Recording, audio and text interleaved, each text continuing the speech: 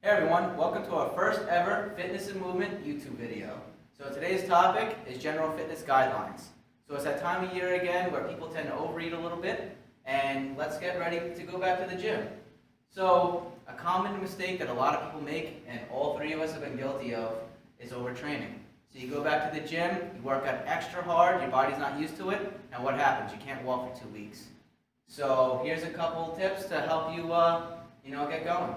So I'm going to start off, we just touched on overtraining, I'm going to do the fitness fatigue paradigm. So the way this works, essentially, these are your two primary after effects of training. So fitness takes a while to build, but it lasts a while as well. Whereas fatigue is very quick to build up, but it also disperses at a very quick rate as well. And the balance of those two things is really what's going to let us be successful in our training based on any of our goals. So the National Strength and Conditioning Association has guidelines, which we had taken from their 4th edition textbook, 2016. So they divide it by training status: beginner, intermediate, advanced. Your training age is your consecutive time training. So you're a beginner if you've been training for less than 2 months consecutively, even if you've been training for years. So at that point, if you're a beginner, you're going to be training for 2 to 3 days per week with appropriate rests in between, not back to back to back. Intermediates, your training age is 2 to 6 months of consecutive training. You'll work out 3 to 4 days a week. Again, appropriate rests. And advanced, that's consecutive working out for a year or greater. You'll be working out 4 to 7 days a week. All right, so what do you do on your active days off?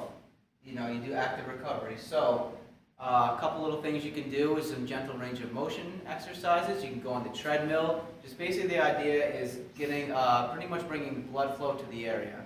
So yeah, that's basically, you can take your rest, but I think being active is a good thing.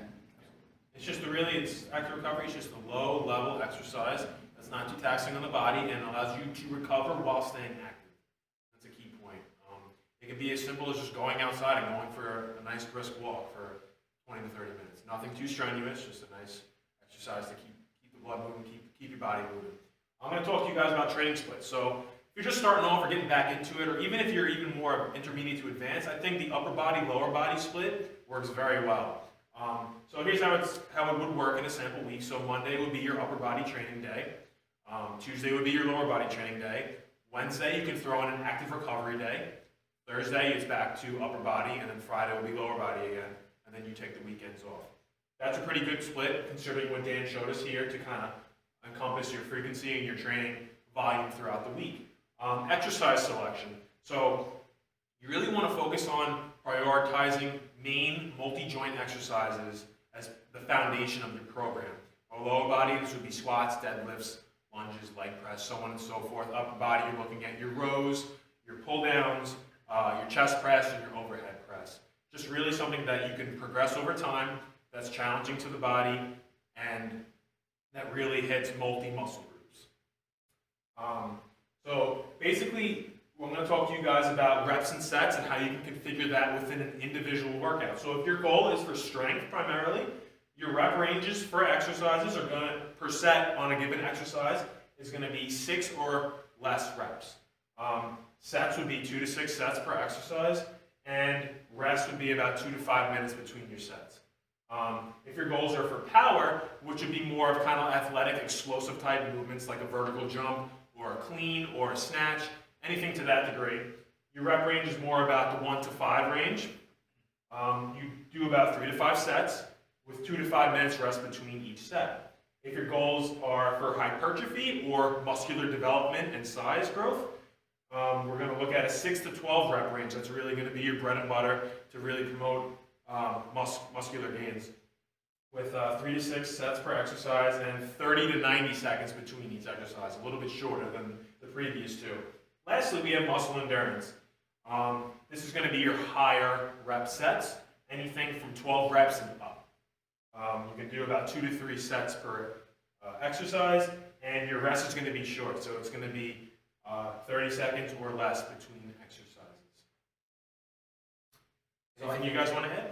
I think a good part on that, actually, just to edge on, maybe you could touch on it, but so we have sets and reps and rest, but that's per exercise, but there's really no guidelines that are out there before. And it's controversial, but the amount of exercise, how many exercises should you do? And I know that it's based, essentially on your training status and your symptoms if you feel like you can or can't do more. So maybe you could.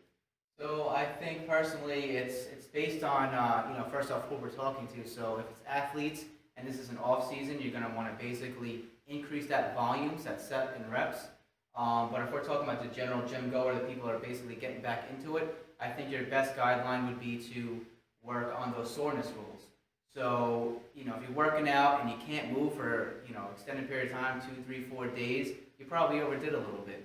So you want to, err on the side of caution and, maybe do a little bit less at first, but then gradually progress and add a couple sets, add a couple reps, depending, of course, on your training goals. Exactly, and your soreness would be how long that lasts. So if it lasts typically it should last for 24 hours. If it's beyond that point, then that's how you know you did a little too much, and you could take it back a little bit next time, alter your rest days, things like that. I think that's pretty good. You guys want to bring up anything else? No, I think that's it for now, at least for this first video. Again, we're going to be putting out a lot, but feel free to comment and add anything else you would like us to talk about. And that's pretty much If you it. have any questions, same thing, just comment below, you can reach us. You can reach us actually. So our email, fitnessandmovement@gmail.com, and then all our social media platforms. You have Twitter, Facebook, Instagram is our main foundation so far, and that's @fitnessandmovement, fitness and MVMT. Thank you guys for checking this video out. We hope you subscribe, and have a very happy holidays and happy New Year.